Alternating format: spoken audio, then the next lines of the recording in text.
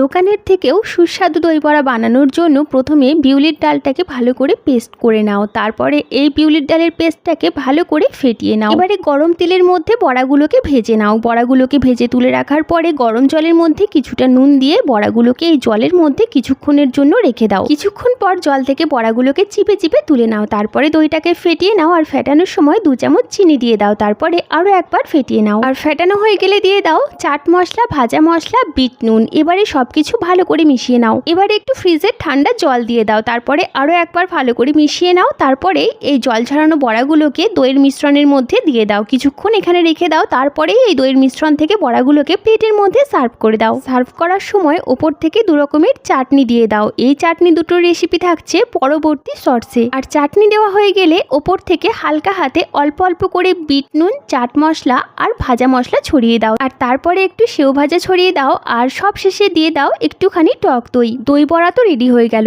এবার টেস্ট করে বলো দেখি দোকানের থেকেও সুস্বাদু হলো কিনা।